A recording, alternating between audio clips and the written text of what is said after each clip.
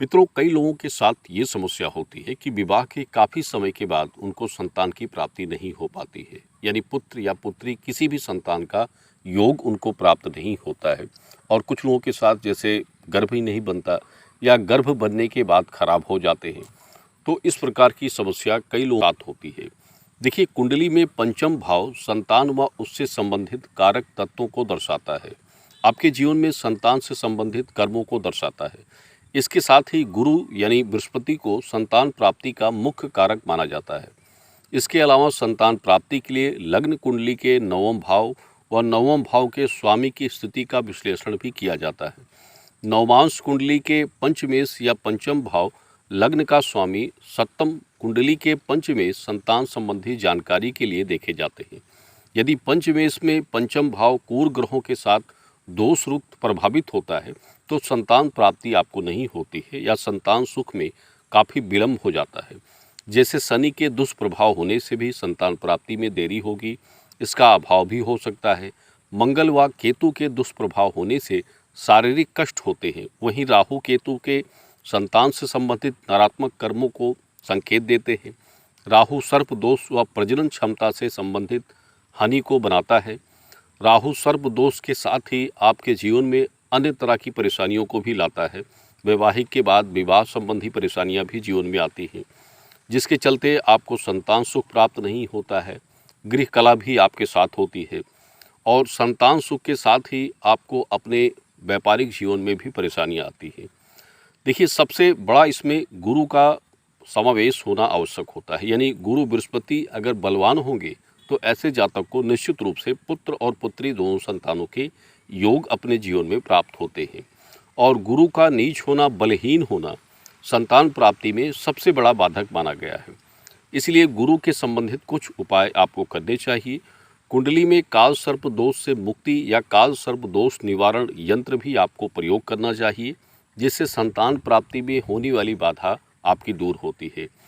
कुछ उपाय हम आपको इस वीडियो में बता रहे हैं, जिससे आपके कुंडली में अगर ऐसी प्रकार की कोई दोष बाधाएं या विवाह में आपको विवाह के बाद संतान की प्राप्ति नहीं हो रही है तो इसके संबंध में आप कुछ उपाय कर सकते हैं।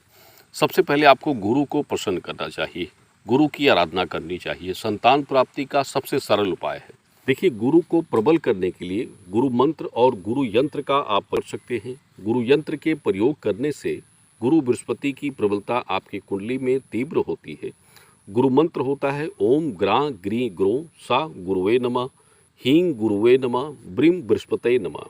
इस मंत्र को आपको चाहिए कि प्रतिदिन सुबह स्नान के बाद पति पत्नी को 21 बार इस मंत्र का स्मरण करना चाहिए।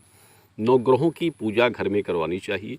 पूर्णमासी के दिन यानी पूर्णमासी के समय में किसी पंडित या आचार्य से नवग्रह शांति का पाठ कराइए। घर में हवन कराने से भी नवग्रह शांत होते हैं। और राहु या केतु की बुरी दृष्टि भी आपके कुंडली पर होती है तो ये भी आपकी दूर होती है।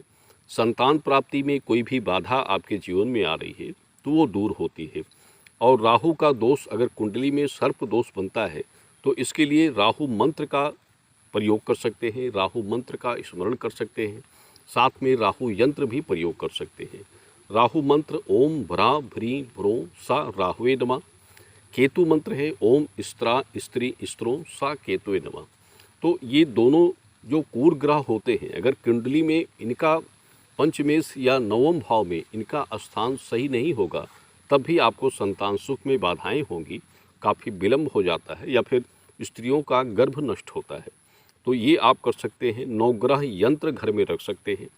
और इसके बाद जिनको पुत्र की कामना होती है तो उनके लिए संतान गोपाल मंत्र का जाप करना सबसे मुख्य होता है।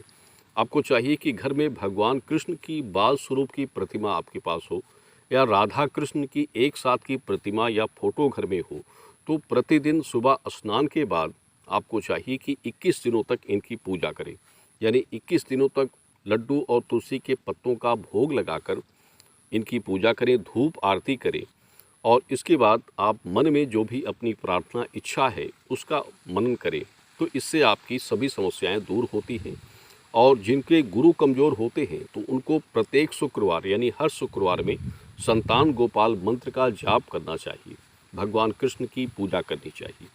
तो ये सभी उपाय करते हैं तो जो आपकी कुंडली में सर्प दोष या काल सर्प दोष या फिर गुरु बृहस्पति कमज़ोर होंगे तो निश्चित रूप से आप ये सभी उपाय करके इनमें सफलता प्राप्त करेंगे और विवाह के बाद काफ़ी समय से संतान प्राप्ति जिनको नहीं हो रही है निश्चित रूप से आपको संतान सुख प्राप्त होगा।